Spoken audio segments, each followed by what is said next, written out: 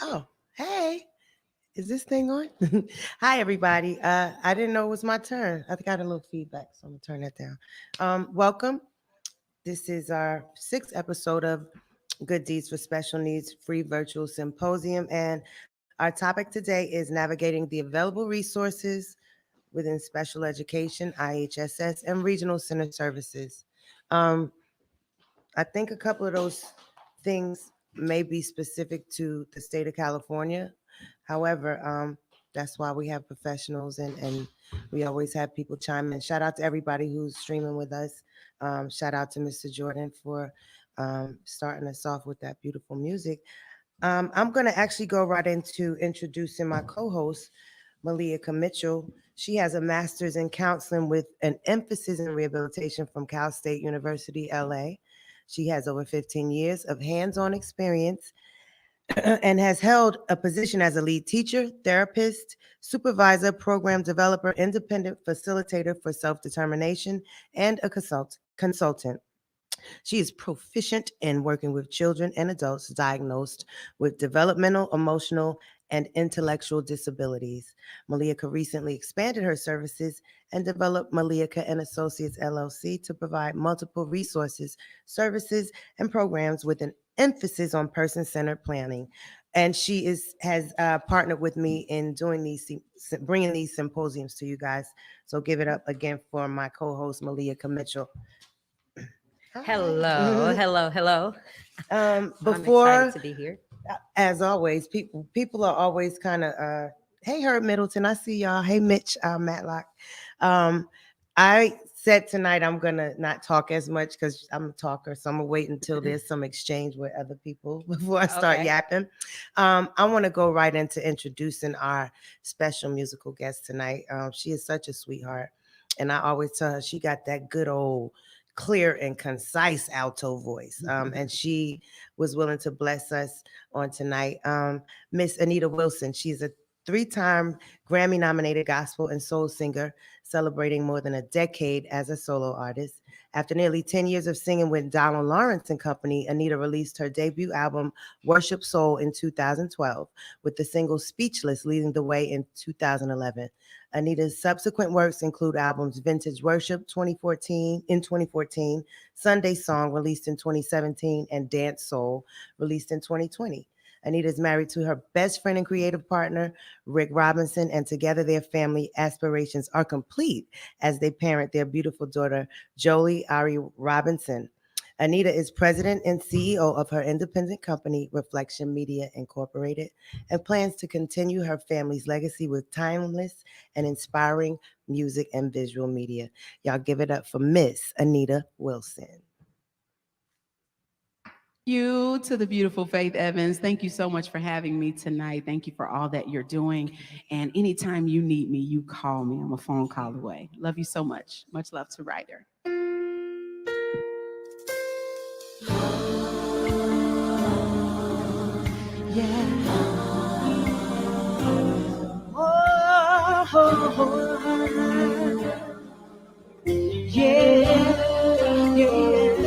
I can say that you're wonderful, but it doesn't seem good enough. I can say that you're kind, but that would miss the mark. I can say that you're beautiful, but to me you are so much more. How do I communicate exactly who you are? I'm trying to convey the sentiments of my heart and say I really do appreciate the way you brighten up my day. Oh yeah, I can't find the words to describe you. It would take a million years. It would take a million years to explain the way I feel. You are the epitome. You are the epitome of everything I'll ever need. I'm so in awe of you. Lord, you leave me speechless.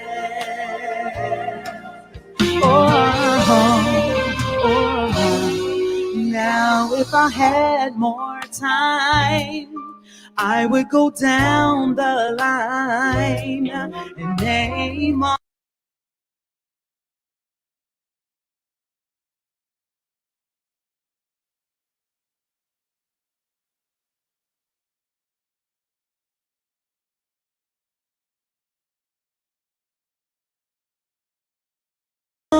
communicate exactly who you are. Trying to convey the sentiments of my heart and say I really do appreciate my day. Oh, I can't find the words to describe you. It would take a million years. It really would, y'all, to explain. Oh, Lord, you are the epitome.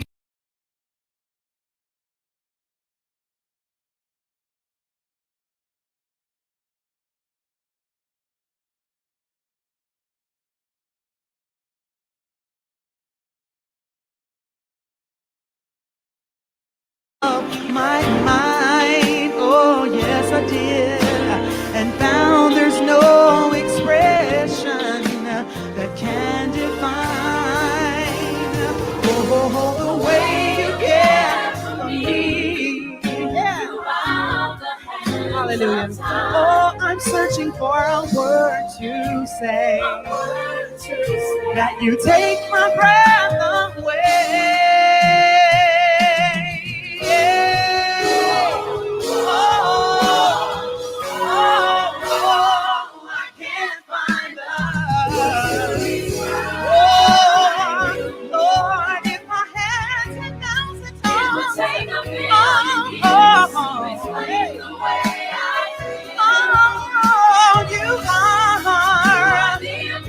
yes, you are everything I'll ever need. Yeah, Lord, you lead me.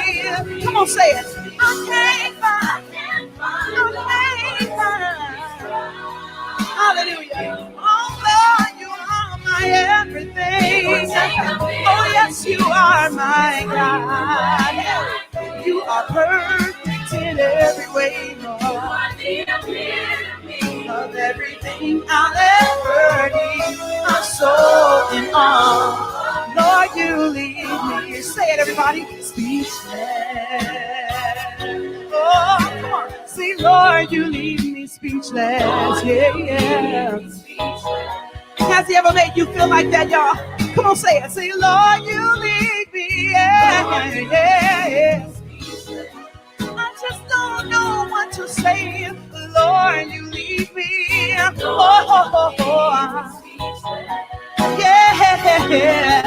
I remember we used to say it like this. If I can't say a word, tell me what you're going to do. Yeah. And say, oh,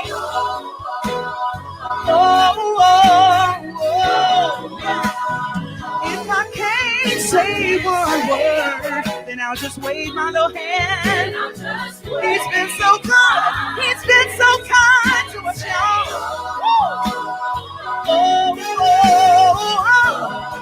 Come on, everybody say, tell me what you're gonna do. Hallelujah. There's nobody like you.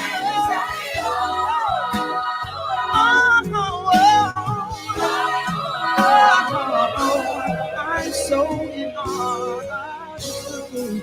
Lord, you leave me speechless.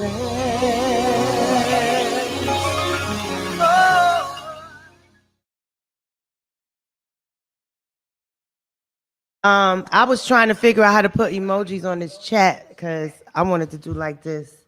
When I mean, we've been checking this Wi-Fi all day, so I don't know if you guys had the same little disruption we had, but she's so powerful nonetheless, and I so appreciate you, Anita. Look forward to your new music coming out. Thanks again to you and your husband, Rick. And without further ado, I'm going to throw it back to Malika so we can kind of get this conversation going on tonight. Y'all excuse me, I just had a little sneeze attack from some of the makeup or something, so I had to take some Allegra. So yeah. Well, I definitely want to say welcome back. I am Malika Mitchell, and I am ready to have this good conversation on good deeds for special needs. And today, our topic is all about navigating the available resources in our community and how to access those things through the regional center, how to access those services through special education, and also other nonprofit and state-funded corporations like IHSS and other things of that nature. But first, what I want to remind everybody is that when we think about, especially in California, we have the Lanterman Act. And the Lanterman Act mandates California to provide the service to individuals with disability, and it entitles them to receive these services. Now, what ends up happening a lot of times is if you don't know about those services, then you don't know to ask for them. So what we want to do is tap in on some of that today. And we won't talk too long because we have some fun people coming on board. We have Dr. Zoe, and we also have Monica, who's going to step in and share some information with us about some of the cool things that she knows about being an attorney and how to fight for certain services and how to get these services done. Now, first, I want to chat a little bit about special education. Now, we know that once your child receives an IEP and they are a part of the special education program, we want to be able to learn different ways of how to navigate those resources and how to ask for those resources. Remembering that your child can be a part of a school system up until the age of 21, as young as the age of 3 up until the age of 21. Now, of course, they have to have a disability in certain categories in order to receive certain services, but there are programs that are put in place to be able to support young people that have certain deficits. So they focus goals on self-care, social skills, physical abilities, speech, and also vocational training. I also encourage a lot of parents to take a look at recreation therapy. I think this is an area that a lot of people don't touch on in special education because they think about all the traditional services, but there are even instances where children can be I want to say approved to be able to receive services, things like music therapy, recreation therapy, and those are all components of social development. So we want to be able to ask for those services, especially when you're going to these IEPs and you're looking at all the needs that your child needs and some of the hobbies that your child may like and some of the people that they may like to be around. There are services that we can put in place to support you when they're in a special education program. Now, let's chat a little bit about, I don't want to speak too much on that. Let's chat a little bit about your regional center services. Now, regional center services is very unique in its own. Of course, you can have an evaluation there. You can also find out what the diagnosis is, because a lot of times when going to a doctor may not give you a diagnosis right away. You can also go see a doctor at the regional center. Now, in California, of course, in the Southern California, we have several regional centers. We have 21 regional centers up the coast of California, even in our tri-counties. We have some developmental centers, but those centers are being closed down because individuals were not able to have the autonomy that they deserve. So what they want to create is more inclusive environments. So what I want to put a little light on, especially when we talk about the regional center services, those are early intervention services. When your child is very young and you start to see things are happening, you can take your child as young as 18 months to the regional center, and they will also evaluate your child and also offer you some services with that.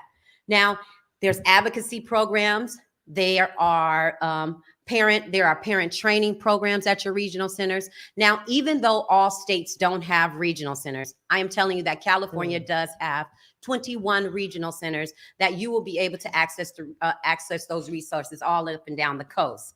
Now, they have something new at the regional centers that I really want to shed a little light on, and that's the self-determination program. Now, the self-determination program is something new that a lot of people don't know too much information about, but I want to just put a little light on it. Now, self-determination is a voluntary regional center program that provides participants with an individual budget, which they can use to purchase the services and supports they need to implement their person-centered plan and IPP, which is their individual personal program, which is their program plan given by the regional center. Now, person-centered plan is an opportunity for individuals to have a set of approaches and a set of designs to assist this individual and plan the life and the supports that they need. Now, an IPP will give you a breakdown of goals, but a PCP will give you an overall design of different approaches to access these services and also how to create interventions and accommodations for an individual. I do have a book that I would like for everybody to take a look at. There's a book called Think Outside the Box. Look that up. I would like for you guys to just take a look at that book. Now, self-determination falls under 5 principles. Those 5 principles are this: freedom, your plan to have your own life; authority, you decide how the money is spent; support, you pick the people that support you and your family; confirmation, you are the most important person to making the decisions for your child's life and also for your child. Your child should be right there while these plans are being made. Responsibility, you make those responsibilities for your life and your family. So it's very important that people understand these types of programs that are out there that gives you the level of autonomy as a parent and also the autonomy as your child to be able to make those decisions that are very important for you. Now I want to tap in on IHSS because you're going to be getting a lot of information tonight. We have had symposiums about your rights, how to get out there on early detection and how to look at these resources, how to get on Google and how to get on the internet to really access these resources with your parent support groups and things. Today, we're saying now use all those tools and access some of those resources by giving you some examples of some of those things that are available. But because we're talking about some of these things, like you said, are specific to California, or maybe even Southern. I mean, obviously they have them up north. But if it's not a regional center, if there is not a regional center in your state, obviously outside of California, there's also social services. That's your social services. Everything that we talk about in regards to regional center is just a non-profit nonprofit organization that offers you a safe space to be able to access those resources. What you're going to do is find out what community, what social services department will be able to offer you this information that will best support your son or daughter. Now, your family member may be looking for resources in many different areas. However, Regional Center is just the name of what we have in California as a main source through the Department of Developmental Disabilities. As far as the services, they then offer that and funnel that as a nonprofit for the Regional Center to have a safe place for families to go. So any state that you live in, there's always a safe place for you to go to get the resources that are offered through your social services, which is your Department of Developmental Services. Now I want to just chime in a little bit on IHSS, and then of course we're going to be preparing for the next individual to come on board. Well, we got some questions before we do that. Oh, as okay. well. Okay. Lots of questions. Oh, but- yeah. Yeah, you can. IHSS in-home support services is respite care. Now, respite care is an opportunity for parents, depending on the age of the individual, to receive some level of the service. Now, that can look like a buddy service. That can look like companionship. That can look like child care, helping your child with everyday services. Respite care is a very important component for in-home support because it offers families an opportunity to work on those daily living skills. Those skills may look like grooming. They may look like helping a parent to be able to get to the many different therapies that they need to get to in a day. But remembering that they also have inclusive community activities like local parks and local community centers where you can also use your respite care to be able to get your child to be involved in more community inclusive activities. So it's up to you what you would like to present to your child as far as their growth and how you can offer those services to them. I never knew anything about what respite care or what to ask for. So, you know, if someone's never heard of that, like I didn't for a long time, Yeah. you know, can you maybe further explain even that? Well, yeah, I think I can. Because it's like it breaks down into a lot of things, specialized supervision. Absolutely. You know, and in essence, you taught me kind of try and ask for as much as you possibly can. But if you don't know all of these titles of these different lanes of, you know, getting support. Right. You know? Right. They have things like specialized supervision. They have the buddy support. They have toilet training.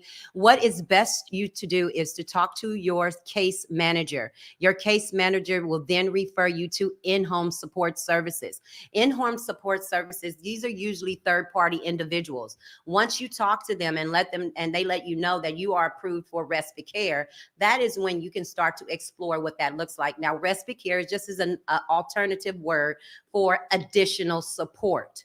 Now, some people don't know, like Faith mentioned, some people don't know about respite care. But when you start to explore all the resources that are out there, you can ask for some of the additional supports. And respite care is one of the ones that usually come up. They say that this is available to individuals with different abilities to support parents in navigating resources, being able to get to community events. And also, when you're looking at individuals that are adults, it does carry over where individuals can receive support in their daily living skills. And that could be in developing different things like grooming and grocery shopping. So you can have this set up for your child at an early age that will then carry over into their adulthood, that will support them individually, coming to support them in any environment that they're in. So I'm going to go ahead and stop there. I would love to just chime in on some of the questions possibly that we may have in regards to the services that are out there. I had flagged a couple of them, actually. How we are going to navigate those services and get those services available to individuals in the community, and really put an emphasis on community inclusive activities and increasing the awareness in our community to when we are offering these services in the community, like after school programs. We're looking at sports programs, leadership programs, advocacy groups, and many different support groups that they should be inclusive, where it welcomes everybody to be a part of. So that's what we really want to encourage. And that's why I wanted to really put emphasis on the self-determination program, because the self-determination program is a great response to an opportunity for individuals like ourselves to be able to have a voice and to be able to offer that opportunity to the individuals with different abilities that would love to be able to be a part of a community that is actively involved with them, and also offers them the level of support and accommodations in order to be successful and have the quality of life they deserve. Thank you, Malika. Of course. It's so many people on here. Once again, I don't know if I amply apologize, but we had to skip a week because sometimes I get caught up in the regular everyday life stuff, and I'm like, it's Monday, and I forgot to make sure my panelists were all locked down. So that was my fault. And then we had school stuff and all of that stuff. So, but we're glad you guys are tuning in with us again. I got a lot of people I want to shout out, but Dolly, who has been a past panelist, a good friend of ours, she actually asked, she asked a question, but I saw someone else say it on. What's a good way to justify needing recreational therapy? Well, a good way to justify needing recreational therapy is social development.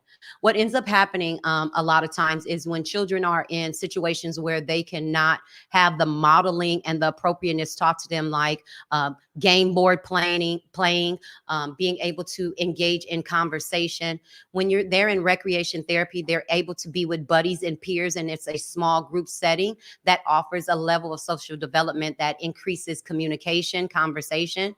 And also what you can put emphasis on is your child's ability to be able to interact in age appropriate activities and to be able to interact comfortably in community inclusive activities without becoming embarrassed or feeling any type of peer pressure. So it's very important to talk about social development and the opportunity to be able to engage in inclusive activities that offer development and age appropriate tasks or activities and events. Mm-hmm.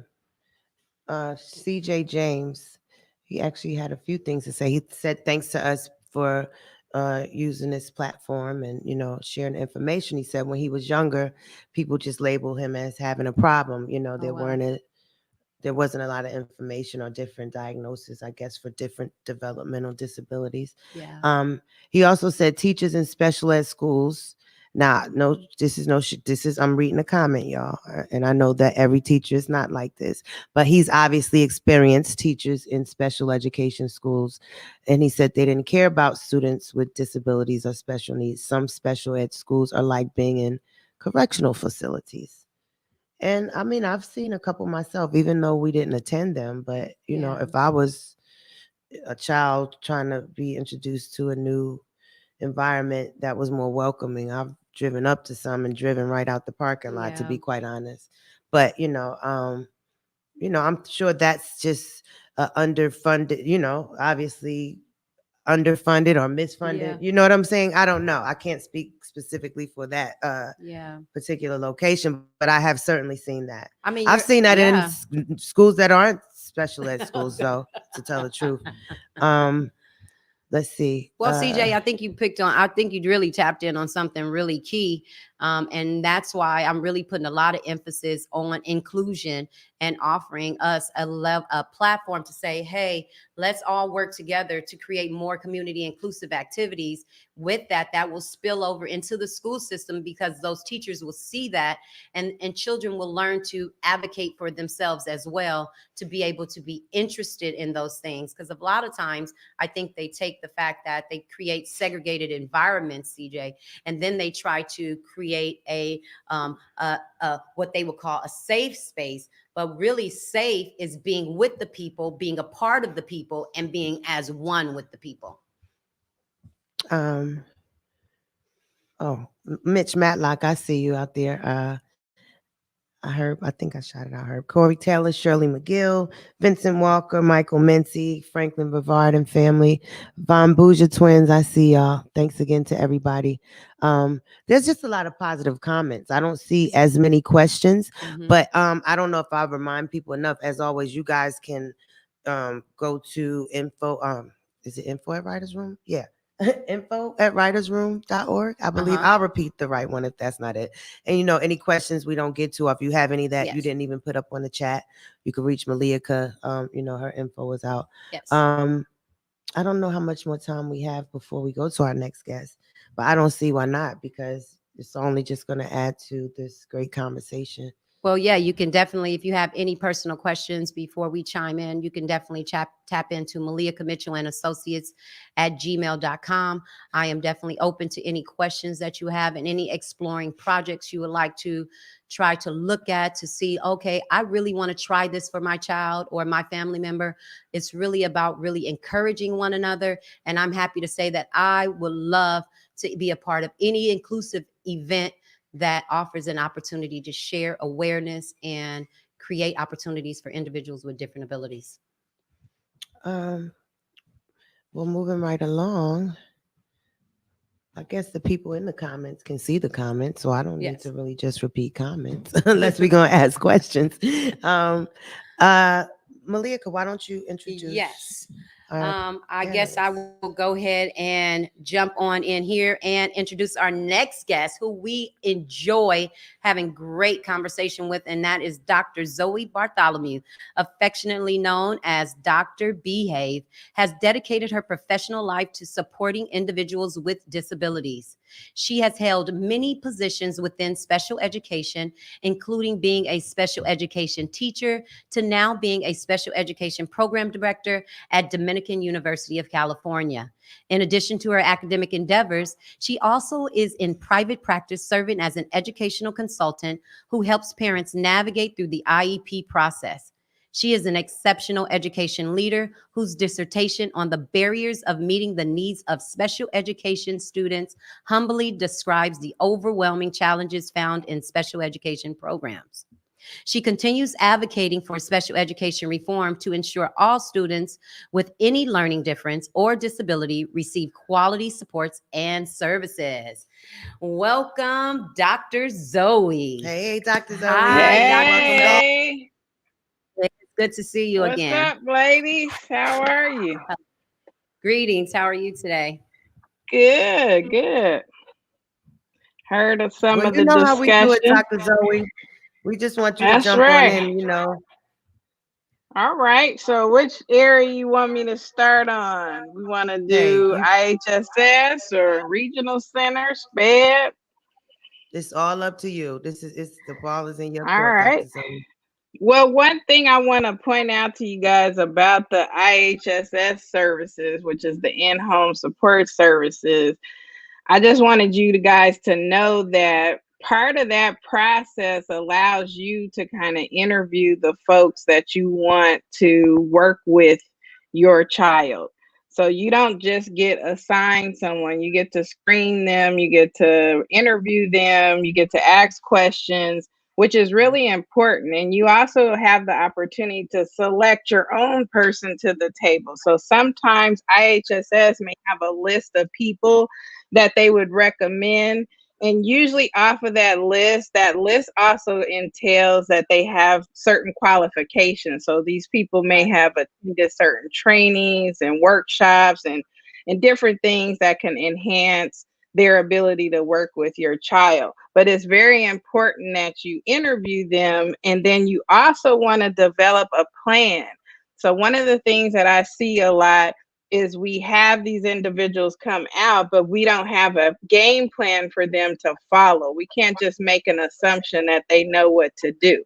So depending on what type of service you're utilizing, so I heard you guys talk about like toilet training, for example. You may want to have a toilet training schedule. Like, how often is that occurring? If you're working on hygiene, what does that look like? So meaning, if the child has to get up in the morning and do hygiene, for example, it's not helpful to have someone come out in the afternoon or evening when you're not working on that. You know what I'm saying? So you also have to make sure you have them coming in at the right times to make sure it's beneficial for that. Okay. Let me just add too. I Go mean, ahead. I know for myself, and you can also answer this because is IHSS something that's also specific to California? No. No. No, it's Okay. actually through the Health and Human Services. So it's the Okay. Department of Health and Human Services in every state. Mhm. And they will have at that state department, you'll see something called IHSS. And it's Okay. usually held in the Social Security or the social services side of things. So those of you that are familiar with that platform, for those who, you qualify, for example, for SSI and things like that, it's under that same umbrella. Right. Mhm. So that Well, same I just branch of the care. point was that I am actually Ryder's provider, So like you were Hmm. saying, you can choose your person. It might be you. It might be Yeah. the older sibling that, really Yeah. looks at, because at Right. first it was my Right. daughter China when she still lived Right. here. Right. But the other point I was gonna make is, for me, we went through regional center. You know what I Okay. mean? But Mhm. that's because Right. we're in California. But Mhm. I certainly wanted to make that point. Like, it can still be you or the person that does Mhm. spend that time that doing those Yes. particular things the most Mhm. with your child. Right. And Right. it was pretty minimal, at least what we had to go through, maybe CPR and, Mhm. Mhm. get a little background check or Yeah. something Sometimes like that. fingerprinting. Yeah. Yes, which you want to have all those things in place. You want to be careful who you have coming in your home, and you want to have someone there that you can trust. But I also recommend to families at times you need to monitor what's going on. Don't just automatically assume someone's going to understand. Sometimes this service is often confused too with some of our senior wise women and men out there. I want to call them, because everybody doesn't like that terminology. But they also, that's a service that's provided to that group as well. So sometimes you might get confused when you're looking for this service. You'll see that it's working, it'll say elderly and senior care as well, but they also, you're looking for the section that's talking about working with individuals with disabilities. So it's all under the same branch. But sometimes when you're kind of going through all this information, and unfortunately some of the governmental websites aren't easy to navigate and so on, you get kind of confused. So Mm-hmm. I just want to point that out. Yeah. Yep. We waiting for And the then info. all Mhm. right. So then on the other flip side, when we were talking about like here in California with the regional center services, and then on the state level, it's the Department of Developmental Disabilities, there's a plethora of services. But like we shared with you before, this is something that is determined by what you're telling the regional center that you need support on. That will help them navigate what types of supports they're going to offer you. And so you have to be very open and honest and share that information. But there's a lot out there for your child. Now, the catch to this, which can frustrate some families, is not everybody qualifies for this service. So, meaning you may have to go through another branch. And this is where the medical side comes in. So, when you're going to certain doctor's offices or clinics, because I don't know everybody's medical situation. But when you go through that branch, they can refer you out to different departments and services. Because sometimes, there's only 5 categories of eligibility within the regional center. And then it's the same, I believe, in the Department of Developmental Services in general. There's a criteria. So, oh, and just to give you a side note, IHSS, they're going to do an evaluation. It's not called an assessment, but also Regional Center requires an assessment to determine eligibility. So all these services tonight that we're talking about requires you to go through this evaluation or assessment process Right. in order to Right. determine what service or support your child will qualify for. And what commonly happens though is sometimes my parents aren't always open to this process, but in order to receive the service, you have to be open to it. So they may ask you to fill out questionnaires. They may want to come to your home and interview you, see the environment you're in, all that kind of stuff. And it's all a part of this evaluative process. but you need to let it happen. I know sometimes you don't want to, sometimes we're not comfortable with individuals coming into our space and so on. But in order to receive certain services that we're talking about tonight, you have to comply basically with this process. Otherwise, it's not going to happen. You're not going to get access to it. Okay. And by the way, it's a hell of a long process. So it could take, from 30 days up to 6 months from the first time you make the call all the way to finishing the process. So don't quit and don't give up. You got to kind of hang in there. Right. When you, Dr. Zoe, when you were speaking about the eligibility, now, okay, and this is just from my experience. Now, I don't know if you were speaking specific to just it has to be that because I had to go through this whole thing where Yeah, you initially did. because of income, they said Mhm. we weren't eligible for like Medi-Cal or whatever, which you have to qualify for, I guess, first to be able to even access this other stuff. Am I right? Well, there's a loophole to get out I of was like, that. So because this, I got and a if waiver, y'all but I want don't know me if to, I was lucky or yeah, I got a if I waiver letter. tell you the loophole is if Ryder access his own person, basically, and Right. he is not being Right. supported by Right. you. That's how And you got the then way. that qualifies him for Medi-Cal and so on. So, Okay. the regional center and I just wanted everybody to gonna be kind of, pissed off tonight, but that's the truth. I'm sorry. I just, Yeah. well, Well, I it's wanted to it's tell the the truth to law. the saints It's tonight. the law, Amen. Dr. Zoe. That's Yeah, all. It's the law. They yeah, can get mad, but that's the law. That's just what yeah, I was getting ready to say. They like to scare yeah. families. Okay. It's interesting that we're having this conversation because this is the conversation I had with Faith. She was like, "Well, no, Right. we don't qualify." I said, "Ryder does." Yeah, he Ryder qualifies. does. Yes, Yes. yes. Dolly is And saying, that's yeah. Go ahead, Dolly. no, go I ahead, see Dr. her. Zoe. No, go ahead, Faith. I see she got a few Dolly, questions. because she always kind of chimes in with some of the things that I'm like, let's explain this for these people, because she's the one who kind of told me to look for a lot Right. of these things.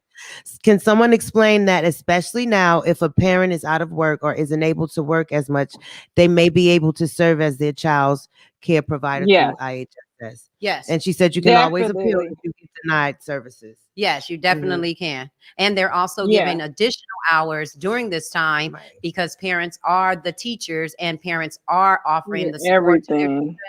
So they're giving the additional services. As long as your Yeah, child is determined to be disabled, Yeah, they you should get qualify for for Medi-Cal. Medi-Cal. It's Absolutely. need based, not disability based, not income based. Not That's at what I all. thought. Yeah. exactly. Sometimes And they be that's acting where like the they money is trick coming you out of their up. pocket. Like, Yeah. Yeah. Yeah, But I think that's what they yeah, like to do to scare parents that are in certain positions where they feel like, well, we don't need to help you. You can pay on your own. But really and truly, that child stands alone. That individual stands alone. There's many people that sometimes I'm happy that you found out early because I've met many parents that they don't find that out until their child is an adult that they were even eligible for any services while they pay for everything out of pocket. So it's really good right. to have this conversation, understanding that there is a law put in place. So Zoe, excuse me, Dr. Zoe, we don't want to No, take your you time. good. I good. Go get it. Just keep teaching us a little bit here.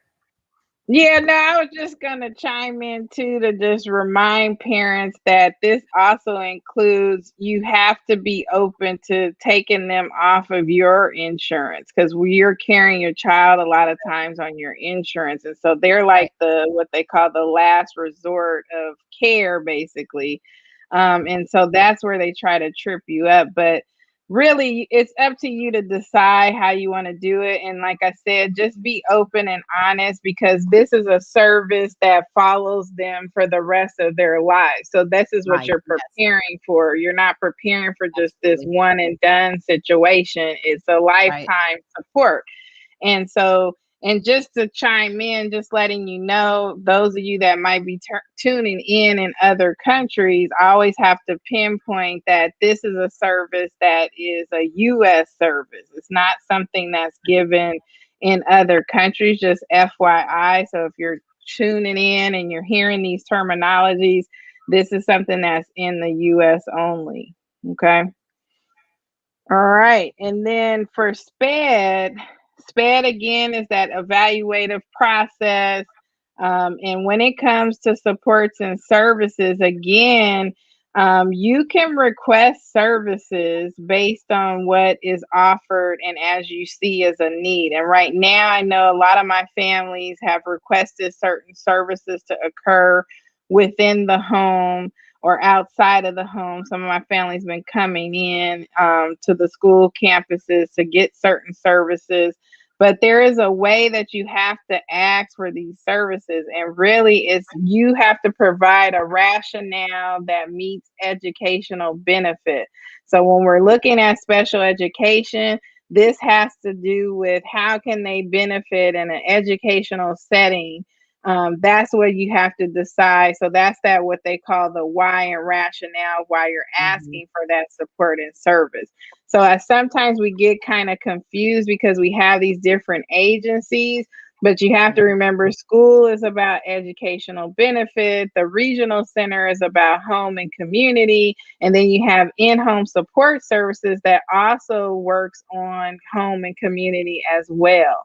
So Right. they all are supposed to work collaboratively, but they all have various focal points, and they don't want to do what they call a duplication of services because Right. that is a funding nightmare for them because there's funding sources that have been allocated for specific services to be held under those groups. So it's really important for you to when you're asking for certain things, like I said, on the school side, they have to be related to the educational achievement and building that. And like I said, these students can stay till age 21 and so on. But the problem is we just have to make sure when they get to the high school, post-secondary level, you really should be looking at independent living types of skills, vocational training, things like that. Those are the types of services, as well as if you want your child to participate in some of the college programs as well. Zoe, I definitely want to chime in, especially when we talk about in California. What is one of the things that I find to be one of the biggest issues is that parents, when they go and they ask for resources, I want to make this very clear because regional center will really make themselves the last resort. And what they do Mm-hmm. is they name themselves, they're a nonprofit organization, and then they have the school district, they have the Department of Rehabilitation. They call them generic resources. Now, the reason Mm-hmm. why they say that is because when, like Dr. Zoe said, when a young person is in school, they receive certain services: speech and language, occupational therapy, physical therapy, again, recreation therapy. Those are those things that fall under an umbrella where regional center will always say will go back to the school district to be able to get those services. Some parents likes to make sure that their children stay in the school system up to the age of 21 so they can receive services like this. What happens when they start to age a lot of times is they will start to go back on the hours, they will scale the hours, and parents then have to prove that their children do deserve this service. If the school district finds that they do not agree, you can then, and they have to put it in writing, that you can then go to the regional center and they have to offer the service if Mm-hmm. they find that your child has a need for that service. So know that they're going to Correct. always send you to the school. But if you know that your child has a need for certain things that they have told you that they have aged out of, you can Mm-hmm. prove that by saying, well, test my child again, and then going over and getting that documentation that says that they will not fund it. Regional center then will have to prove that your child does not need it in order for them not to get it. However, if your child does need it, regional center will pay for it, the state will pay for it. So parents, now advocate for your children. Even if a school says that your child is too old and they get 1 day of speech therapy, you can then get that in writing. If they will not change that, you can then go put that in writing and put it in the IEP, and they will offer that service. So please advocate for your children. know that the regional center is there to be the last resource to be able to give you whatever service that you feel will offer your child the quality of life they deserve. So I wanted to chime in on that, Dr. Zoe, because what No happens a lot of times problem. is This is great. parents get a little confused on what they can fight for, and they say, well, Yeah, they only let them go in They're speech. connected but separate in a lot of ways, you know. But of also very course, of connected course. because of the law. The Hmm. law That's connects, right. say that you have to do this. So yes, they are very Hmm. separate in the services that they provide. However, it mandates them as a team under developmental and under DDS to provide this service. So parents, when your child starts to age and they say, oh, they don't need speech and they're using alternative communication and they only have one day, you can advocate for your child. If they say, well, no, this is not right, then you can then go to the regional center with your caseworker again for anything: occupational therapy, speech therapy, social skills development, parent training, things that are for their health and safety. Now, remember, if this is a health and safety concern, your child should be supported. That's right. Yeah, and I Mhm. wanted to just chime in and say that it's really important for you guys to advocate as much as possible for what's best for your child. So, meaning some of your children that are in, like this, like I said, the high school, post secondary level, sometimes they too, this is where you want to hear their voice as well. They get tired of being in that system. And so Right. sometimes they're ready to leave that system and enter into another space, whether that's a college space or what we have, what they call adult day programs. This is something that's in the US. There's different vocational programs, but the point is, make sure you include their voice. Pay attention to them and how they're responding to certain services. And I can tell you, for a long time, your children, they get tired of, hearing and following people's directions all the times and instructions. Really do. They want to be their own person. So Yeah. we forget that sometimes because they have special needs. We forget they're a growing and developing young adult too. So they Right. have a voice. So you should make sure you include them. That's part of that self advocacy piece. I see we got a comment up here. That actually, I highlighted that question. This Zakia Okay. Binyar, I know, I never forget anything, but I believe we went to elementary and high school together. I know that name. Hi, Zakia. But if you can see it, oh, it keeps going down. She says her Yeah. son is on the spectrum. He receives services via the Arc of Essex and Perform Care. She's in New Jersey. He Hmm. attends an out of district school. Mhm. They start preparing him for transitional independent living from the age Hmm. of 14. Started, I Good. guess. Her Yeah. concern is that a lot of Transition inner plan. cities Yep. don't offer these quality services for our children, a lot of the inner cities. And she moved to another school district just to provide her son Right. with the service. You can also request a state advocate for support, You she sure says. can. Right. Zakia was, we was in the smart people class, so she Right. probably did all her research. And she might have been like the Dallas salutatorian or something like that. Uh-huh. Yeah, it's Shout out to Zakia. disappointing that the services are not what I call mirrored or uniform, and that just has something to do with how the law is created. Like we talked about this in a different episode, but the law has been created on the Fed side, but the states get to implement it at their own will. And then it even funnels down further to the county and the districts. And depending on how they're going to roll that out, it looks different everywhere. And it's horrible because, I heard you guys talking about, I think a gentleman had talked about how his classroom was set up similar to like a jail setting, is how he felt. That is real. But this is where, the advocacy work comes in and the legislative piece. You guys, as parents and families who are in those types of settings, it's okay for you to stand up and go to the school board meetings and say, hey, I don't like this setup that my child is in. Where is the funding? You can go to, a city council meeting. They will assist in this area as well. You can also go to your state. There's also a secretary of education in each state, And you can start making some noise about the fact that, my child is in a classroom that mirrors a jail. This is not what we want. So what are we going to do about it?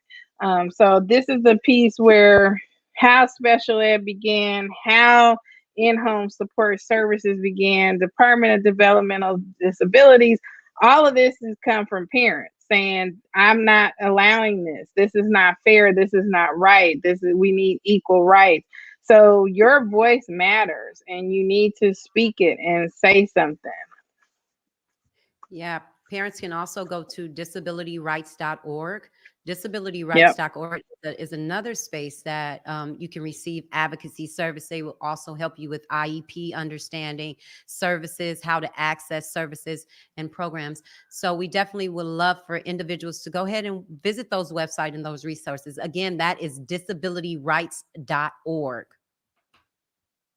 And I see Regina Young, you had a question about the lifetime support. So what we were saying is in-home support services and Department of Developmental Disabilities, those are lifetime supports that will be with your child forever until Right. they pass. I'm just going to say it like that. Alona Hendrick, Deidre Michelle Johnson. I'm just saying some names. Jeff Stewart, um, Asa, Coach, Sharana Ford. That's Blues Brothers. I just figured that out. Sharana Ford. On Instagram, the Blues Brothers. Oh, I didn't. Yeah. yes. She finally told me who she was. Israel, Isaiah, Raphael, James, Jasmine, Essence, Ebony Brown, Shay Shay. Thank you everybody again for tuning in. Let me see. I see a lot of positivity I see and people something about saying they bringing. employment in Western Australia. So Oh, you see? yes, Hey, Jeff Australia. Jeff Stewart. Yeah, so in Australia, you may want to just check with the Department of Labor to see if they have what they call, I think they call it equity or equitable rights for individuals with disabilities. You need to see if they have that policy in place. Not every country has that, but if you do, that would be something to look into to see what's going on with the employment. Because what I'm talking about is here in the US, we have ADA that protects about Right. employment rights and so on. Right. But there's Right. not ADA in every country. They have to develop a policy. And so there's different language that they use. So I would check that out, Jeff. And you can also direct message me because I have a colleague of mine that I work with actually in Australia. So he may be able to give you some direct information. Yay. Oh, Oh, come on, colleague drbehave.org. in Australia. Right. Wow. Are we still talking or we gotta bring I think we gotta bring on our next guest. Yes. Uh-huh. I'm not sure. Malika. Yes, our next guest today is Miss Monica Tablada. Don't forget the Esquire. Yes, Esquire, excuse me, Right. has been a staff attorney with the County of Los Angeles Child Support Services Department for over 15 years, first in their intergovernmental division and currently in their South LA office. Prior to joining the county, Ms. Tablada spent Tablada, Tablada. Tablada, excuse me, so sorry. Tablada spent 2 years as an attorney with a nonprofit legal service organization that focuses on providing access to legal assistance and representation for seniors and those experiencing domestic violence. She graduated from Loyola Law School and was admitted to the California Bar in 1996.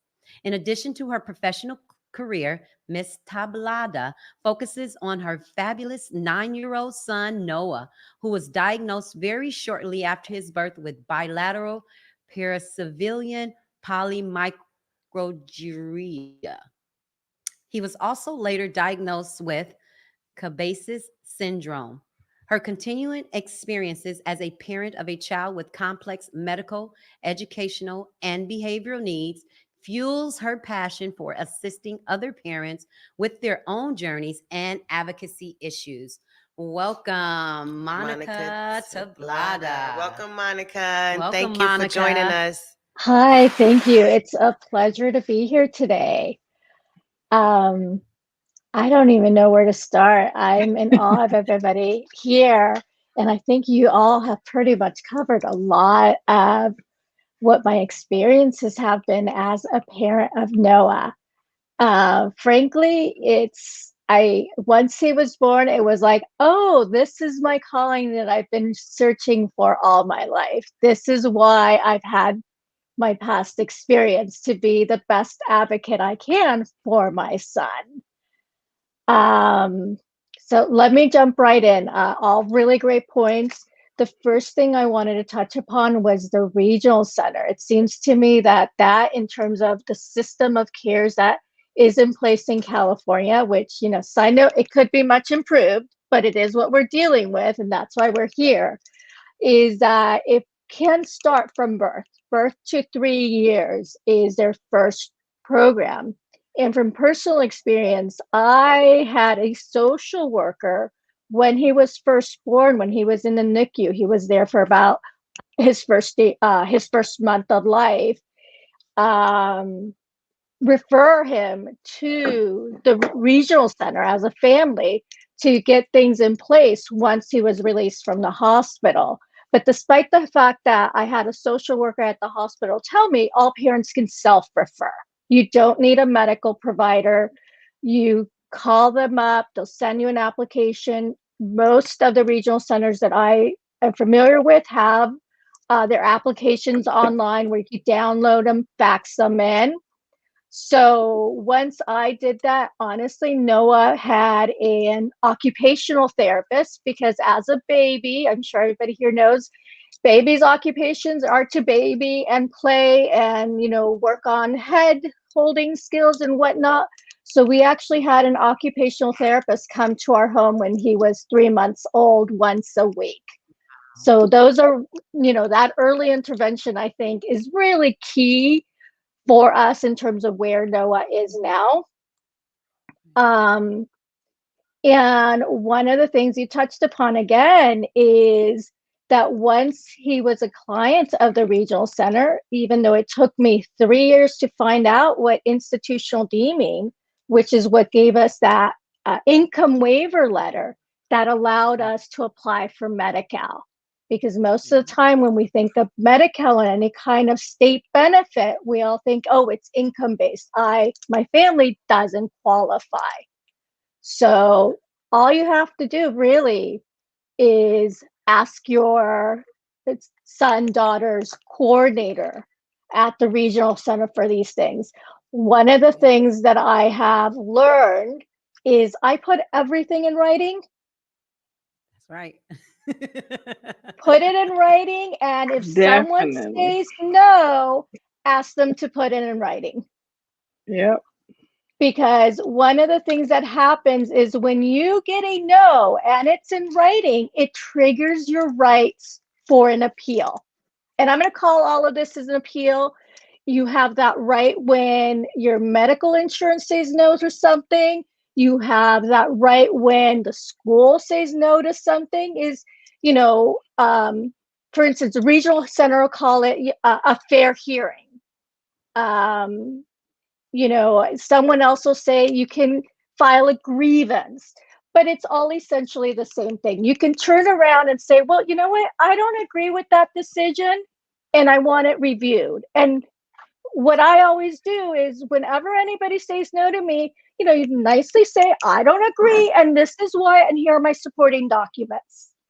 And the process, it's not exactly the same for all of these things, but anybody can do it. But like I said, the first thought is get it in writing and then know that, there are time frames. You can't wait a year, but as soon as you can, you ask, and one of the things that we don't realize a lot of times is that you can go to the person who told you no and say, okay, well, how do I appeal this? How do I get someone else to review your decision or your panel's decision?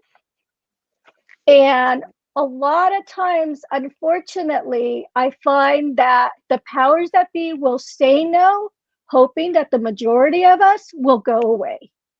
Yep. It's just a matter of them knowing that you're on top of it a Yep. lot of the time, or you just, Hmm. Stay active. make Be an that extra active Yeah. parent. email or It's like having an interview. They say, "Do you have any questions?" Yeah, I have a question. Yeah. Mm-hmm.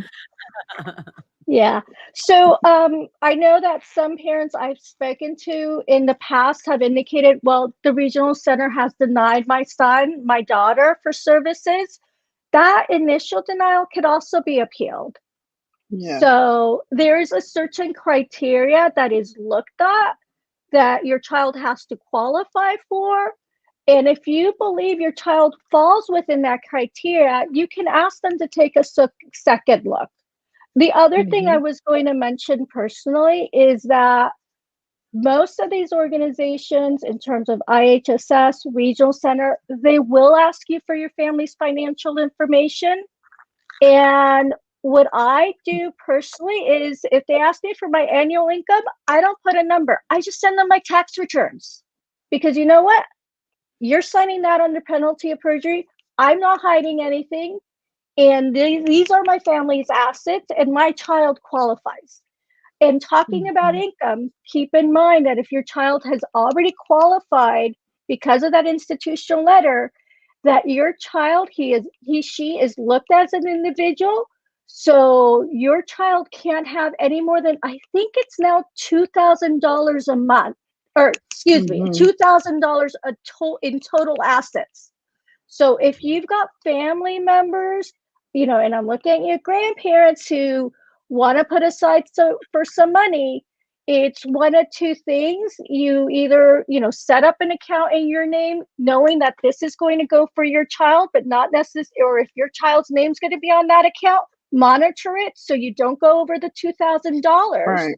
because that gets reviewed, or you look Mm-hmm. into starting setting up a special needs trust, which Right. I will be honest, my son's 9 years old. I've yet to do that. It's on my to-do list for this year, but it's one of those life planning things that I think we all, Mm-hmm. as parents of children with special needs, who we know, as much as we hope that they're going to progress and eventually be independent, that's not quite going to be a possibility for all of us, where our children are going to be economic self-sufficient and independent. So, unfortunately, we don't live indefinitely. So we're going to have to, I, speaking for myself, I'm going to have to set up for something when my husband and I are gone, so Noah is taken care of, because I am certainly hoping that he keeps going after me. So that's something I wanted to say. Yeah. What Yeah. else? Oh, so I'm the sorry. IHSS Before you go process. on, Yes. Monica, sorry, but because you mentioned that and you do have a legal background, can you explain that? Because of course, I've been told that for many years I need to set up a special needs Mhm. trust for Ryder, but in some senses, people might look at that as like, oh, you know, you have to have a certain amount of income. Yeah. I think, maybe the way you were saying it is just something to guarantee that wherever this X amount of money is coming from, it's going to go here for when I'm no longer here, Mm-hmm. and it's going to be specifically used for my child or by His whoever needs. I appoint Mhm. to, you Mhm. know, because it just Right. sounds a little scary in terms of trusts and you know what I Yeah. mean, estates and things of that. You know what I mean? So No, yeah, I I just know, want to and make that it's point one as of well. those things, is keep in mind that Medi-Cal, where it really is needs based. So if anybody Mm-hmm. has over $2,000, what the government will do is they'll say, well, you've got this much money. So say you even leave your child $5,000. The government will say, well, $3,000 he or she must use for their care. So the special needs trust is almost like a legal entity where you place whatever assets you have in the special pot that are for the care of your child, but they are not in your child's legal name, so that the government can't attach those assets. Mhm. That's And right. therefore they're not going to, all of a sudden be kicked off of Medi-Cal until those assets are gone, until that pot is gone. Right. So it's one of those things that I know a lot of us didn't necessarily grow up with a lot of wealth. I know I did it. But once we've worked really hard, we've accumulated things, we want to do like the top, 1% and take advantage of the laws that are there to help our future be able to prosper. Mhm. Yeah. I hope that makes sense. Mhm. Like, I'm not a probate attorney. I'm still looking into it, but that's basically how I understand it. Like, I want to make sure that, what I've worked hard for is going to be there for Noah, but I don't want him to lose out on the Medi-Cal and other services, because that's what potentially could happen. The last thing I need is, if he needs medical care, is for all of that to go to these big doctor's bills, where it could be the money best used to actually assist with making his life better. Yeah. Right. I think that's the big deal, is that, a lot of parents too, Monica, they get in a space to where, saving money is a big deal for a lot of people. And when it Mhm. comes to, if you already don't have money, I think that's the big deal right now, is for us to kind of talk into that space. And for the parents that may come from disenfranchised areas, or possibly don't have the money to even think about starting a special needs trust, what would that look like? Is best to share with them, Mhm. like, how, what does that look like? Would that be maybe possibly $25 a month? What would that setup potentially look like? Because I know a lot of people talk about it, even if we talk about conservatorship, and Yeah. how to really be able to, even though that those trust funds are put up, how are parents in positions to be able to set their children up to be fully supported, because Lord forbid your child gets a conservator and you have all these things lined up for them in a trust, Right. especially trust, and the person that's taking care of them is not. So I think it's, I would love for Mhm. you, Monica, to share with us a little bit in your experience as an attorney, like, how would a person potentially set themselves up, maybe take small steps to be able to put their child in a space to be in a safe space. Right. And you know what? Honestly, that is beyond the scope of what I have personally done or what my personal experience. That is something I am starting to do. It's on my to-do list this year. Okay. And I would Okay. think one of the things is first of all, you want to talk to a financial planner. I know there's Right. people out there in our communities that you can call, and people will give you information over the phone, or possibly meet with someone and just ask for them to share that knowledge, with the possibility, of course, like, if they're money managers and you're saying, okay, I will be able to use the services, I just need to get myself together to see if I can come up with those $25 every month, and how Got it. best to do it, and then potentially Okay. interact with an attorney to set it up properly. Okay. I mean, but Right. honestly, I think that's a discussion that I still need to have with my husband, and we need to look into and actually get it done. But Yeah. one of And the you things can, is it ties yeah. into, in terms of the government support. Now, if the reality is, you know, uh, especially the time right now, if we're not looking at having that much money in account to leave our children, then we have to Right. set them up with Right. getting them set up with Medi-Cal before they're 18, Right. potentially Right. looking into any federal assistance programs like Right. SSI, the supplemental security Right. income that they might qualify Right. for. You Right. did mention a conservatorship, and Hmm. sometimes called guardianships in other states. And what that Right. basically is that the law looks at our children as, once they hit the age of 18, they are legally an adult, regardless of any developmental delays that they may have. So what we want to do as parents is, before they hit the age of 18, is get a court order stating that our our children are unable to take care of themselves and they need someone to take care of them. Have the court order you Yeah. as the parent to be their guardian slash conservatorship. Right. I Right. do know that there are nonprofits that will help with that. There's legal aid. I do know that Legal aid. my son's with the West Side Regional Center. If you speak to their parent advocacy group, they have one attached. They will provide you with information on how to go about doing that.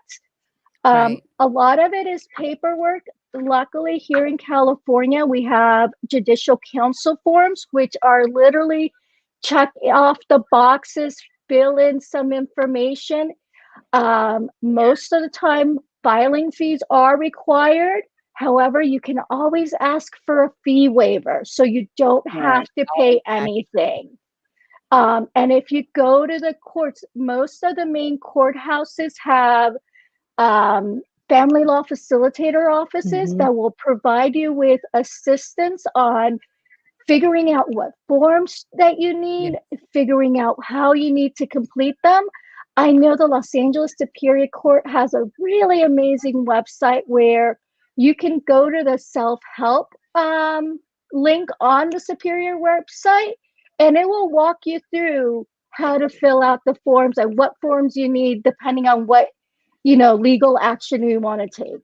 And it actually goes across the board. It does, if you need your child support complaints filed, if you need paternity actions, protection orders, if you need a divorce, Yeah. including guardianship, that is all there.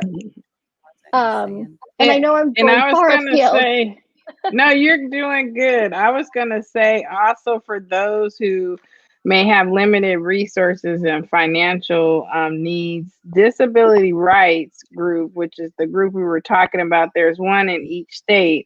Yeah. If you go to their site in your state, they offer typically some trainings around this. This whole concept about the special needs trust is Yeah. something that's new for the last 5 or 6 years.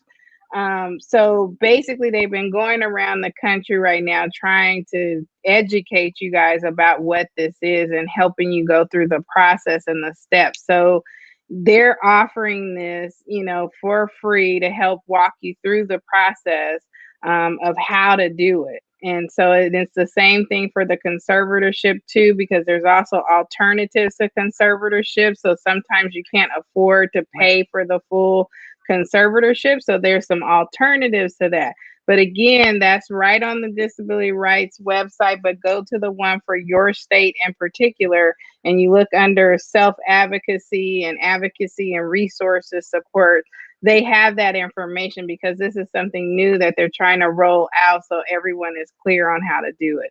And they even have information on housing because that's another big issue of where is my child going to reside and can I deed my home to Right. them and so on. Right. There's Yep. information about that as well. Yeah. So, just go to those sources for those free avenues, and then they'll teach you about how to get some additional supports for fee waivers and things like that. To add to that for everybody that's in New Jersey, Arissa Nikki Leverett, thank you for streaming with us. But she said there's a good law firm in New Jersey that deals with this. They're called Maines and Weinberg. So if anybody's on the chat that didn't see that, or someone that may, I don't know what her experience is with them, but I'm sure it always Oh, helps to wow. get a referral from Uh-huh. another parent that has dealt with these things. Yeah. Okay, back to you guys. You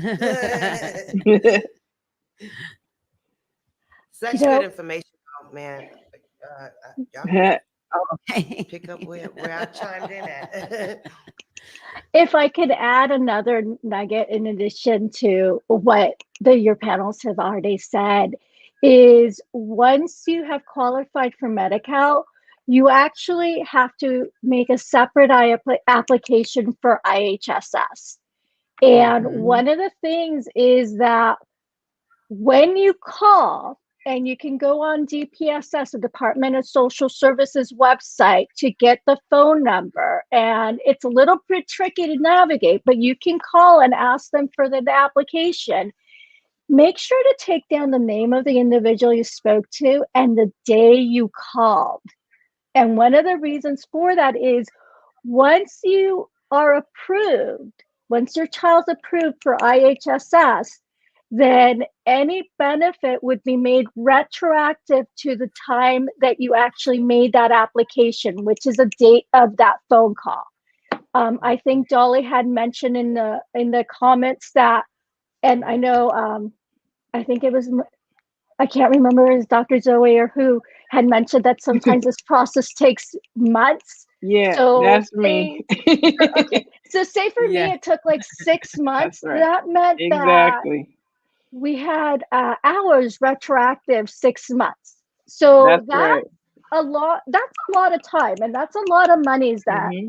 you would lose out on because they don't stay. And I remember the prompting. It was a question. It was very vague, like, "Oh, do you recall when you called?"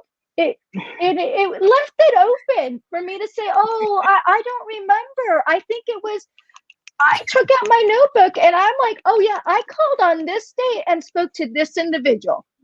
That's right. So one of the things I've gotten into the habit, and it's a bad habit because I start different notebooks constantly, is getting a notebook and trying to track everything that I do. You know, if it's from making an appointment for a doctor, because a lot of times with certain doctors, my son has a 3-month follow-up, others is a 6-month follow-up. He's actually getting to the point where he has a 1-year follow-up with his neurologist, which is actually a really good thing because that means he's stable. It's just writing things down and keep it in a central place. So that was one thing with IHSS. The other thing is, I think it was Dr. Zoe, they will come into your home.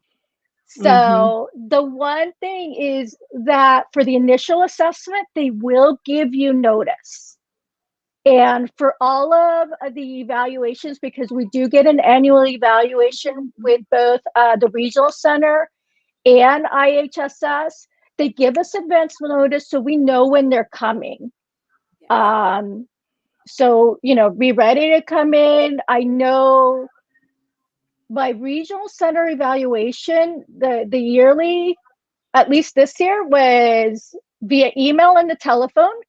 And that is what IHSS was doing.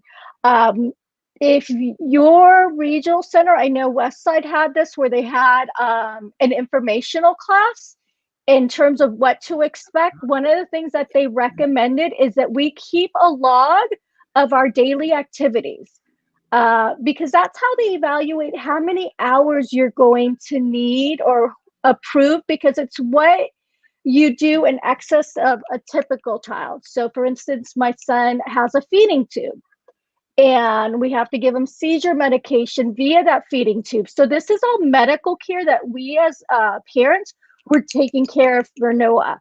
If you have a child that's over the age of 3, generally you expect them to be self-sufficient in terms of toileting. We're still working on toilet conditioning. We're not even at toilet training yet. So that type of self-care goes into the evaluation of the hours, as well as if they have a special diet. If, instance, your child can only eat soft foods, the time you take to prepare these special meals will also go into the evaluation. And once you get into a child that's older, we get into some children need protective hours. So I think the cap on the regular IHSS could be around 270 hours. I don't know. You can get more hours, a lot more. And it's important if you are a parent provider. And one of the things is they'll probably need a letter from your doctor in terms of, is your child able to walk, to say able to walk out the house into traffic because he's not aware of situational dangers. So there's a lot of things that go into that. And then I would say the biggest resources are other parents, because these are the ways I learned this in actually having gone through a lot of these evaluations and know what questions to ask or how to answer certain questions. And I know a lot of times I have a 9-year-old who still wears diapers. It's not something I want to volunteer, but it's one of those things that you need to be willing to share with other individuals who aren't your friends to get you the support that you need. I will add that in California, we are allowed to be parent providers. I know some states don't allow for that. Right. However, in California, you can't have a full-time job. I think the maximum is 30 hours for you to be a parent provider. And there are limits on how to go about that as well. Mm-hmm. In terms of being parent providers, you can find out your own providers. You can provide your own individuals who will have to go through the process with IHSS in terms of an application. They'll go through a Mm-hmm. training, which essentially is learning how to use their online timesheet system, and they'll need to be screened. They'll need a fingerprinting because there are individuals that are not allowed to become IHSS, essentially county employees. So that those are the one of the things we can do. And along with, I know I heard it mentioned earlier, with the regional center, one of the things that you can ask for is respite hours. Now, these hours are for you as a parent. There are a certain number of hours that the regional center will pay if, you need someone in the house because you need to go to the bathroom and take a shower without someone little hands knocking on the door asking for mommy. So that is important. I mean, we have, I think it's 20 hours a month. It's not a lot of time, but it is time enough to get some alone time. And you And can there's out of provide. home respite as well that they don't tell you about, but there's two types of respite under regional center. So there's in home respite and there's out of home respite.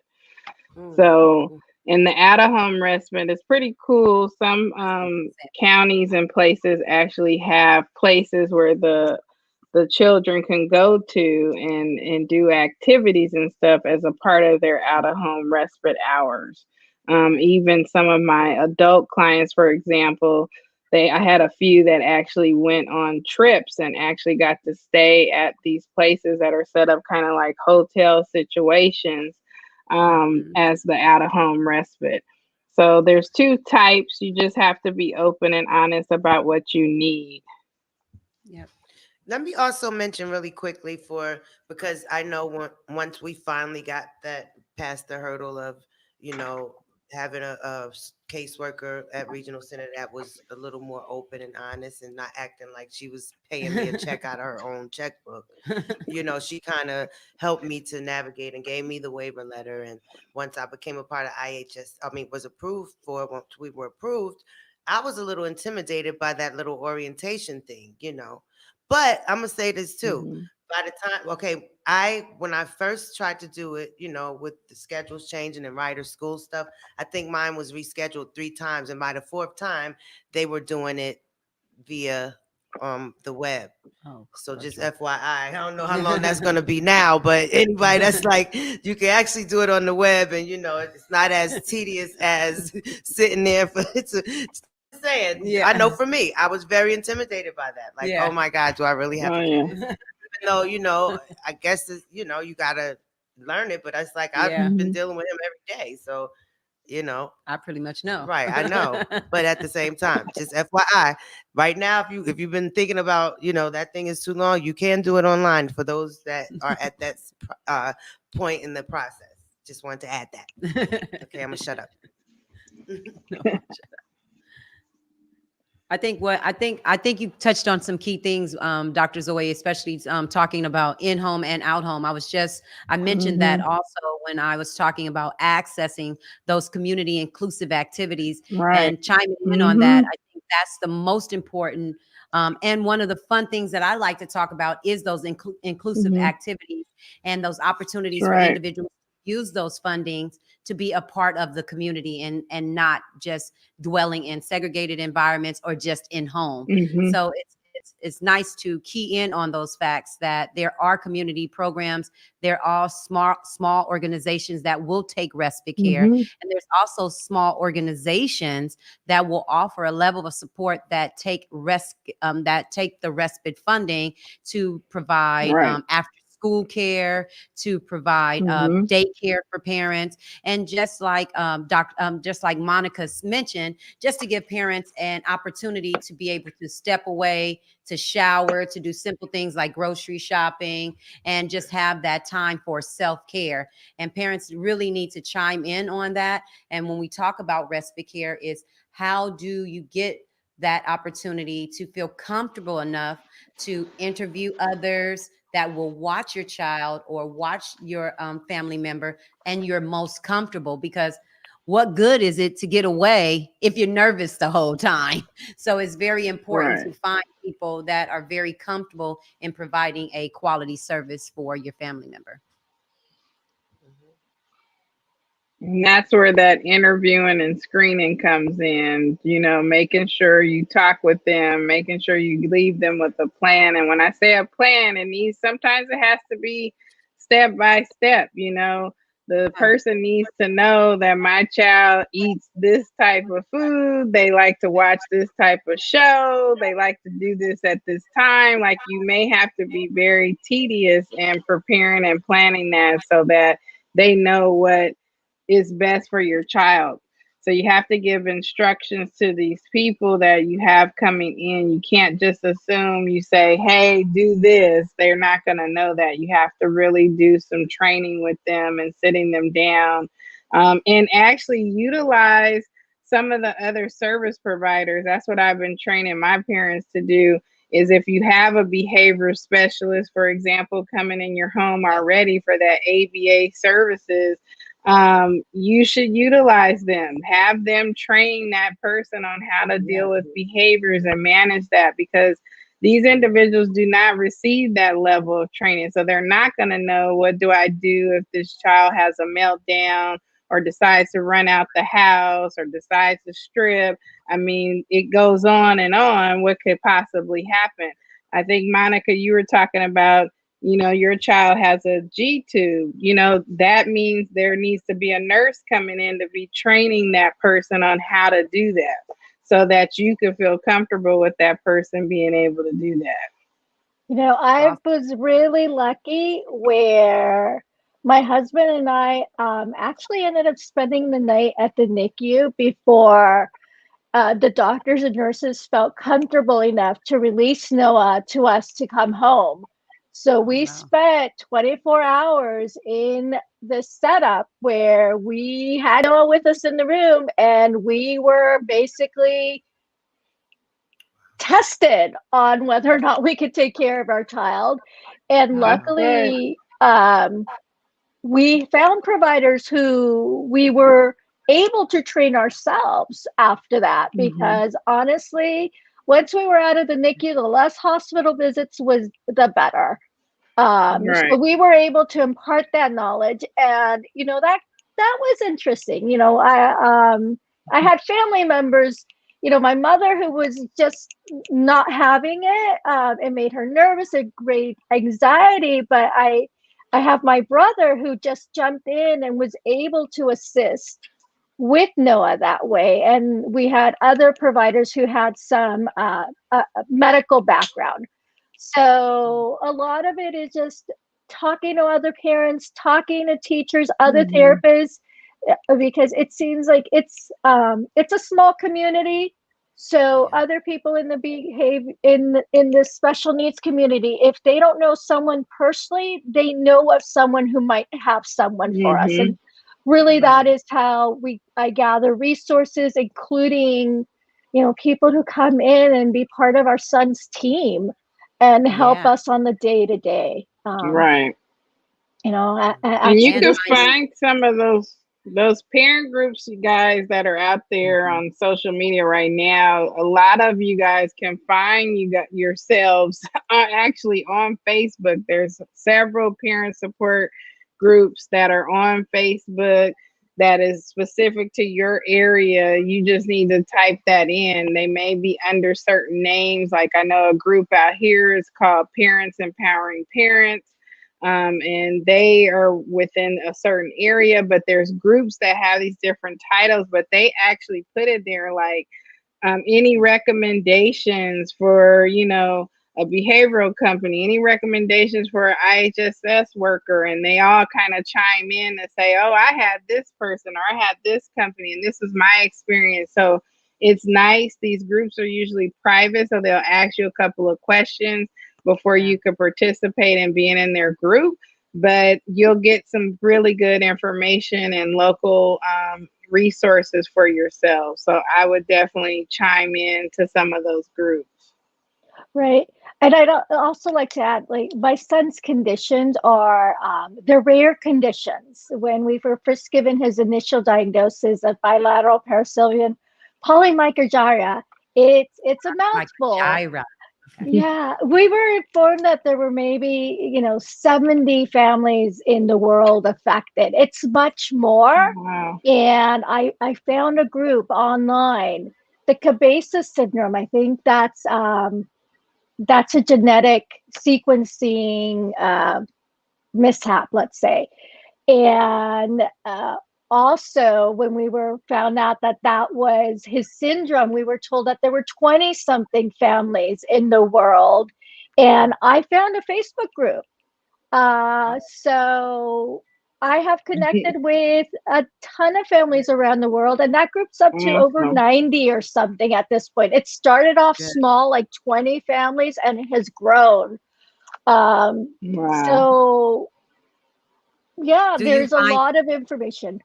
Yes. Do you find that that's so helpful? Because we've talked about that on a previous episode when we talk about you may not be this, your child may be unique in his own, right? As far as an individual, but there is always somebody out there that's experienced in the same thing, that may have walked the walk that you're walking. Have you found, Monica, that feels so good? Because you said it went from small to big, and I'm sure that's a journey that you can share with us a little bit, because I'm pretty sure that felt really good. It really is. When we were first given his diagnosis at a week, I had the neurologist tell me not to make any long-term plans. And then she started talking about, don't plan on where he's going to go to kindergarten, which was 5 years away. And I'm like, oh my goodness, are you kidding me? Are you kidding? I mean, before my son was born, before I knew his sex, that I just knew I had this being that I was bringing into the world, I was like, he's going to be a Bruin like his mom. That was my long-term Bruin. My long-term plan. It's like when she said 5 years. So I had been living in this place where I'm like, okay, he's made it to 5. He's made it to 9. Now he's going to make it to 10. When I connected with these groups and I found, a family that had a 20-year-old with polymicrogyria, that mind-blowing, where it was like, you know what? He's not just going to make it to 10 or 15. He is going to make it to adulthood. He is going to be here long past me, which then it opens up my world, because it gives me more responsibilities in terms of like, okay, what am I going to do? Right. But it lets me really enjoy the now, which I really have to focus on being present. But also it was a huge relief that I didn't have to worry about my child's death in my lifetime. And and that thought. So that was huge for me. So it's great seeing other parents. It's great seeing and asking questions like, is your child walking? Because my child's 6, he's still not walking. And knowing like, he is. So I know that possibility is there. He has a handful of words, and how do we get them to communicate? Is your child using a communication device and an iPad effectively? And seeing children who are now in their 20s actually using it, it's like, okay, this is why we keep bringing the iPad to him, even though sometimes he gets frustrated and throws it at me. Right. It's like eventually it will click that he can communicate with this, and it gives him power. I'm Right. waiting for that clicking, but it will be soon. We'll make it. It's gonna go. Yes, but Oh, thank you so much absolutely. Nice. for sharing. Thank you for sharing. It's not really up to you, but Definitely. my quotes are my In navigating the special education system right now, I think a lot of parents are finding that you tapped in on something very key when you said to write down everything. That's also been the recommendation for parents when accessing distant learning right now and being able to really navigate the resources while they may be getting the resources that are in the IEPs or they may not. I have seen that. It's been suggested that parents should document what they are doing with their child every day, how they are accessing the Mhm. school systems, and what services are available to them on a daily for their children. So I wanted to know, could you chime in a little bit on that, Monica? Because I know that I also heard that from a couple of other attorneys, basically mentioning when young people are not receiving the services that are in their IEPs, and also what parents can do to receive that Mhm. additional support maybe later on for their child that may didn't get the service. Right. And, I find it so unfortunate that kids aren't getting any services because it is possible. yeah. With Noah, we've been lucky because we have set up specific Zoom meetings weekly, monthly with his speech therapist at school, his private speech therapist. We do a combination once a week with his OT and PT. And just Oh, knowing that other schools haven't been offering the same thing breaks my heart. But yeah. one of the Hmm. things that you want to do is document again what the week looks like. I know a lot of times certain teachers will send out a calendar, keep records Yeah. of what the school's actually sending you. Because if your Hmm. IEP calls for 1, 2 hours, whatever it is per week, and it's not being provided, once the schools hopefully go back to whatever our new normal is going to be, you'll be able to ask for compensatory hours, meaning Yep. makeup hours, basically. Yep. Yep. So Hmm. Thank you, that Monica. IEP, that is essentially a contract between you and the school for what they're agreeing to provide your child. That's something that's already been negotiated, already been agreed to. Hmm. Even if school is on, going on and they hadn't been doing that, you can ask them to do those makeup hours and compensatory hours. And one of those things, I know we had an issue with Noah back when he was in, I don't even remember what it's called, but the preschool, Okay. pre-K, the year before kindergarten, where one of his therapists just stopped showing up. Schools keep logs because they Yeah. keep their own Yeah. documentation. So one of the things that we Yeah. did was ask for those logs. So Hmm. again, these therapists, these school instructors, and everybody, Hmm. they're getting paid. They're supposed to keep logs. So you can Yep. also send them a written request for what their logs show and use their own documentation to support your Hmm. requests. So I find a lot Yep. of times that whoever you're asking for something, use them to your advantage. Use their what they're legally required to do for your advantage. And Right. all it takes is asking for something and asking for it in writing. There's no need to argue over it to begin with. Just say, I need this. You don't even need to give them a reason why. Hmm. Yeah. You said something that I've been saying early, throughout these episodes in terms of, what did she just say? Create hours. Is that how she said it? Yeah. That's what I'm saying. Like I said that all the time. Like ask for over ask. Yeah. Like Hmm. that was a very good point. Hint, hint, hint, hint, hint. Come on, everybody. Yes. Well, I think one thing that Dolly just chimed in on. Dolly Peterson said schools also forge logs, FYI, and they will. We can't necessarily control that, but we definitely want to, like Monica mentioned, sometimes you don't even have to say why you need that log.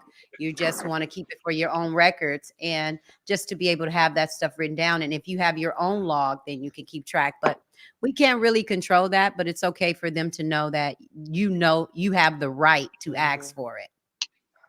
And I would say you can control some of it because some individuals have to keep their license. So they're not just submitting hours just on the district level. So like speech therapists often have a licensure and they have to keep that up and up to date. So they have to submit things. So if they are challenged with forging anything, you can now go to their board to fight that, to say there was some falsification happening. So some of these service providers, they don't want to damage their reputation, their licensure, so they have certain things that they have to do. When it comes to the teachers themselves, they don't per se keep logs of what they're doing. So just FYI, so those of you that have students who are receiving what they call like resource services, where they're being pulled out for academic supports, they don't always keep record of that, and that's a poor management system in place. Right. And there's no legalities around that for them to do that. Now, what commonly will happen though is you want to see another way to kind of do some checks and balances is ask for student work. You want to see work samples, you want to see portfolios, you want to see data collection, because they usually write on some of the goals, they'll say we're going to take data collection. So you can ask for those things to kind of help support, did this service really happen? Because you now want to see, what did you work on? What did they do?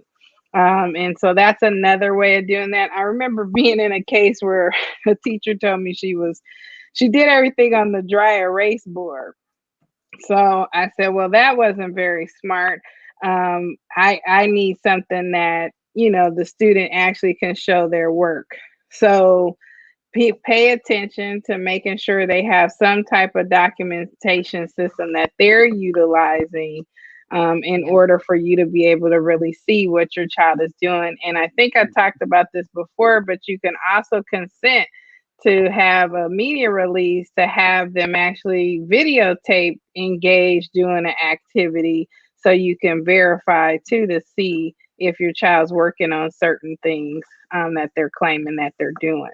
So there's a lot of things you could do, and you can actually have these things requested and put into the actual IEP under the section that talks about accommodations, modifications, and there's a new section they put in there called the other supports and services.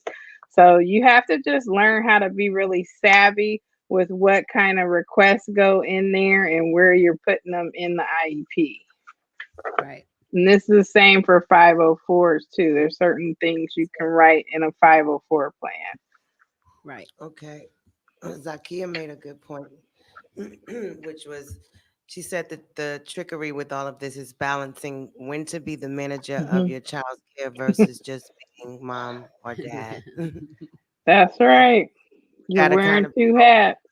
we gotta kind of be all of that. Excuse me. Yeah. Well, and that's why you have people like myself and Malika, this is what we do, to help support families, so you don't have to go about it by yourself. Each school district by law is scheduled to give you a list too of local advocacy groups in the area that can help support you. And then there should be what they call a special education local plan area. That's called the SELPA.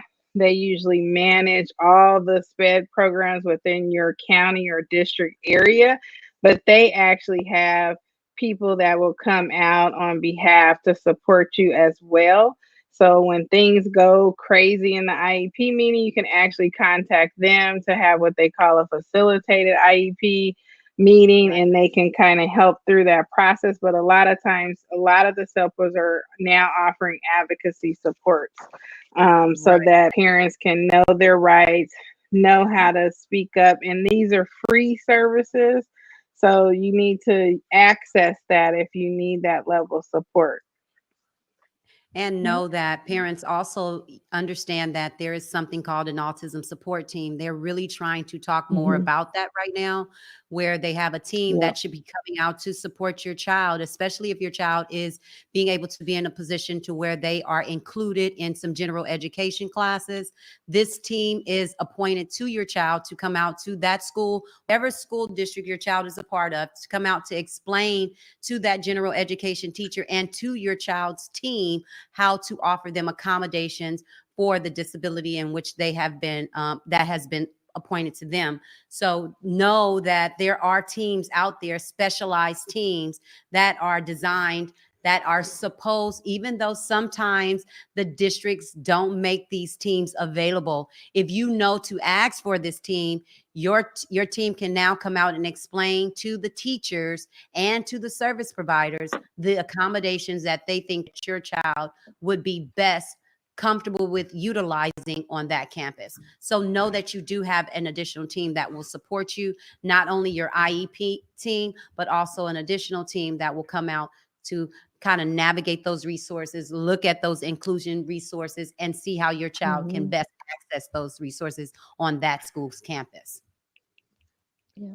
I also like to add that the regional center, if you ask your coordinator, they actually have advocates that will attend the IEP meeting with you. So again, reach out to fellow parents who've used them in the past, because like everything, there are some that are stronger in certain areas than others. All our children, are different. And we're all individuals, but you can have an advocate. I've actually used one because, first and foremost, I'm a parent, and it's really hard when you have a psychologist tell you that your child is cognitively delayed. So it's very emotional as a parent. Chiming in with what Miss Binyard had stated, like, who are you when and you can't separate it, at least for me. So sometimes I do have to bring in third parties to help me manage, even if it's, you need to step in and make sure that I stay on task and we touch everything.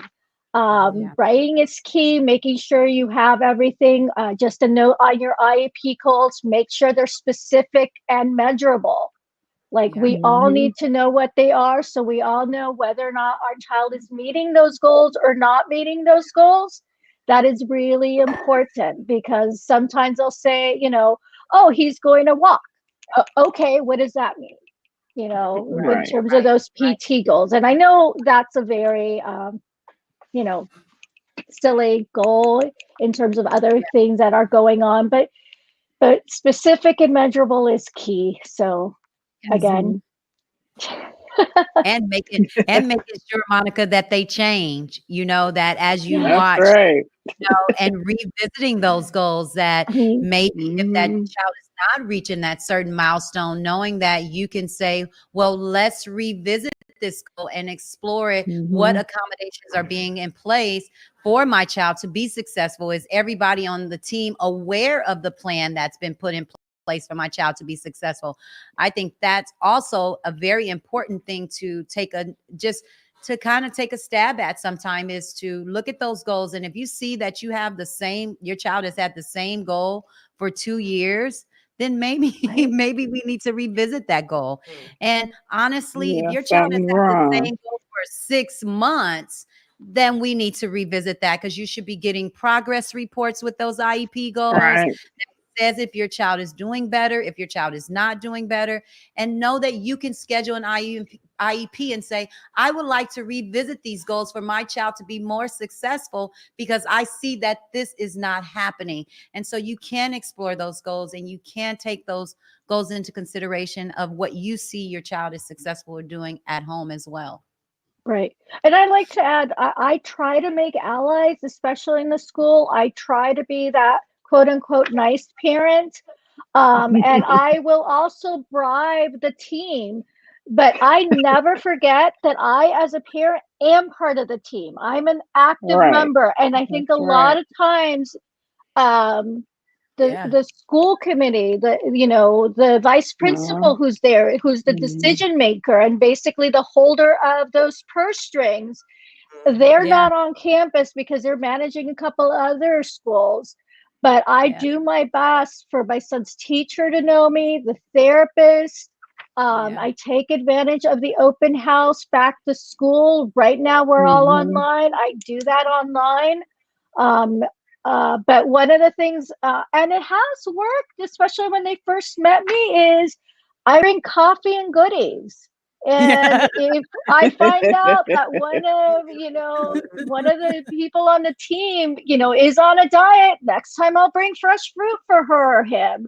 But you kill them with kindness, and Yeah.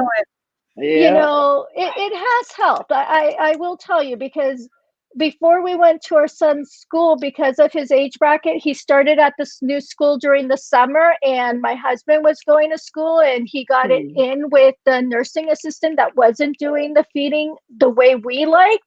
So even before the classroom teacher and everybody met, because it was the summer session, and we actually pulled Noah out because we didn't think he was being safe. We had a reputation. It's like, oh, they're going to be a problem family, and we were. We just want our child taken care of. But once you come to the table and you meet us as equals, there's no issue. Do your job, take care of our child, provide him the services that he's entitled to. It's not that he needs; he's entitled to these things. Exactly. No problem. So that's one of the right. things that I try to do is go in with a little bit of kindness. I know they're overworked. I know they need a lot of support as well. I try to do the same. And so far it's working. However, again, Noah's in 4th grade.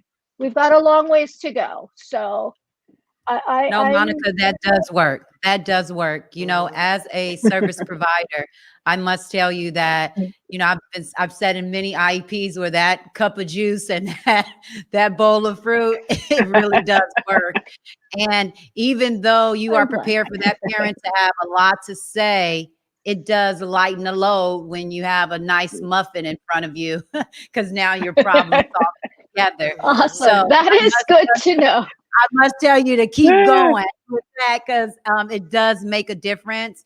And a lot of times, that's all, as service providers, that's all we want anyway, is to know that we are appreciated. It's not about the money. It's not about how much you say you want that for your child, because I'm a big advocate for it. I want you to push, push, push to get the things that your child deserves and needs to be successful. So those small cups of fruit and that cup of juice really does help. So I want to say thank you as a professional, that those little treats do work, and keep doing what you're doing for Noah. Great, thank you. Wow, I thought we were actually 15 minutes ahead of time, and I'm like, let me just let them finish talking, because I'm actually enjoying it myself. Right. If I haven't said anything, I'm listening. But before we have to go, which we don't have to, but we don't want to make it too long, but they won't come back the next time. It's sort of bittersweet though, because we are actually, Malika and I, we've been trying to put together some other social things. We actually last Sunday got together with a few friends and their parents and played kickball. We had a real fun time. Really good The time. parents and the kids. So we're just trying to slowly, I guess, kind of build our own little situation with that, since a lot of these activities and things have been shut down for a minute.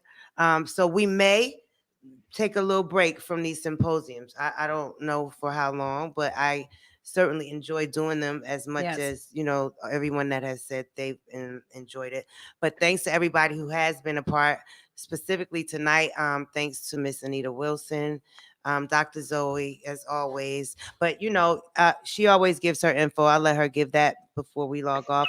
Thank you, Monica, for all of your nuggets. And you just, I wish, if I don't know what law, I got to read it again, but if you were my attorney, I would be like my lawyer. I would talk to her all the time. You have just such a nice demeanor. I'm sure that helps when you're navigating this, this special needs system as well. Right. Malika, Thank Of you. course. Shout out real quick to a couple of other people. Khalees Russell, I saw you on there, one of my faithfuls. Jamisha Boone Wilson. Oh, Aisha Callahan. There's a great article that I just did with Shondaland.com, Shonda Rhimes' website, talking about our symposiums and this documentary that I want to work on later. So shout out to Aisha Callahan and Shondaland. Lark Adams, Loyal, AJ, Big Girl, Alexis, Mr. Jordan, Joanne Morrison. She brought us a nice charcuterie tray. Y'all know I like my cheese, so she came right on time for that. And before I go, one more time, Dr. Zoe, give your website and social information. And I know, Monica, you may or may not be on social media for that purpose, but if so, you can do that as well. But Dr. Zoe. I'm at drbehave.org and all my social medias under Dr. Behave or Dr. Zoe. And feel free to check out my website. We got some resources for you if you join on the membership, which is free. So all the different things that we've been talking about, I tried to make sure I load up all these little nuggets for you guys to have out there. And feel free to contact me so I can give you guys support as needed. All right. Oh, yeah. And also, I would love for you guys to always tune in to MaliaAssociates.com. I'm always up to some fun stuff. You can always find me on Instagram at Daily Autism Whisperer. I love to create opportunities for community opportunities for young people in the community and also adults looking for education as far as on college campuses and employment. So let's have some fun. Contact me if you are looking to create a possibility. And shout out again to Dolly. Shout out to Siobhan Anderson because she actually was running.